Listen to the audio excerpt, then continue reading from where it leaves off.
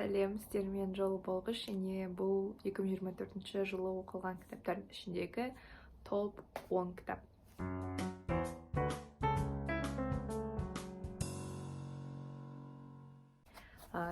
Ендеше ұзаққа созбай, видеоны қысқа да нұсқа нақты жасайық.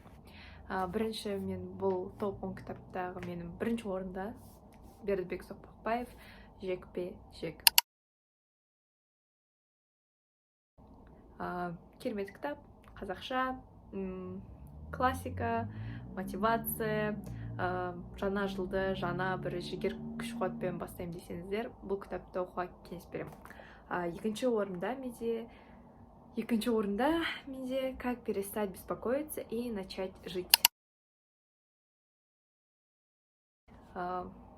Дейл Карнеги, қателеспесем, аты айтып тұр, егер тревожка ұстап жатса, бұл кітапты оқыңыздар. Егер ішінде жазылған кеңестерді қолданатын болсаңыз, көмектеседі. Үшінші орында «Самый богатый человек в Вавилоне». Классика. Көптен бері оқым келіп жүр, бірақ оқымадым. Ақша туралы, байлық туралы сол тақырып қызық болса оқыңыздар. Төртінші бізде «Убить пересмешника» Харпер Ли. Әрқашан кітап дүкендеріне барған сайын көретін едім. Андай айтады ғой, бір түпкі санамен осы кітап маған ұнайды-ау деп ойлап жүрдім. Шынымен де қатты ұнады. Осындай жанр және форматтағы кітаптарды жақсы көрем. Ерекше бір ішкі жан дүниене жылулық сыйлайды. Сондай кітаптардың бірі.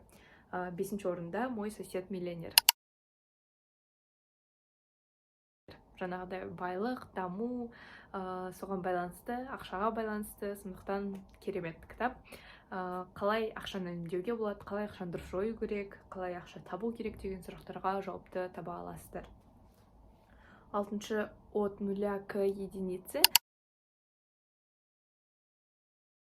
Бұл кітапта бір өзін дамыту форматындағы кітаптардың бірі, бірақ маған ұнаған басты идеясы бар. Ол егер адам 0-ден шексіздікке дамытуға болады, және 0-ден 1-ге дамытуға болады, сосын горизонтальный және вертикальный даму деген сияқты бір идея концепциялар бар. Оларды өмірде қолдансаңыз, бір өмірге деген басқаша көзқарасыңыз қалыптасады. Жетінші «Монах, который продал свой Феррари». Бір күнде оқып бітірдім. Керемет кітап. Кеңес берем, жаңағыдай медитация, ішкі жан дүниеңді, өзіңді түсіну, өмірдегі басты құндылықтар не деген сияқты сұрақтарға жауап таба аласыз. Сегізінші бізде «Крестный отец».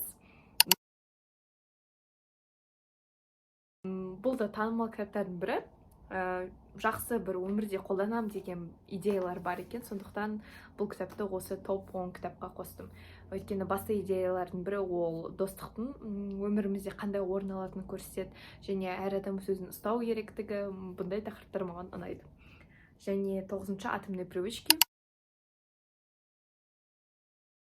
9-шы орында емес, тіпті ол орынға байланысты емес, жақсы кітаптардың бірі. 24-ші жыл бойы асықпай оқып жүрген кітаптардың бірі. Өміріме барынша, қалай айтса болады, өзіме, миыма сіңіріп алуға тырыстым ішіндегі бүкіл ақпаратты. Соған қарамастан енгізу сәл қиынырақ болса да енгізу керек, өйткені шынымен де бұл кітапта жазылған кеңестер біздің өмірімізді 360 емес 180 градусқа өзгертеді. Және 10-шы «Как научиться учиться». Яғни, егер сіз бір мектепте, универде немесе тіл үйреніп жүрсеңіз, кез келген нәрсе үйреніп жүрсеңіз, бұл кітапты оқуға кеңес беремін, өйткені бұл кітап шынымен де кез келген нәрсені қалай үйренуге болады деген сұраққа бір шаблон дейді ғой, бір ереже ретінде осы кітапты оқып, осы кітапта жазылған кеңестерді қолданатын болсаңыз, онда сізге шынымен өзіңіздің бір нәрсеге үйрену, сабақ алу процесі сіз үшін бірнеше есе жеңілдейді деп сенемін. Осымен болды.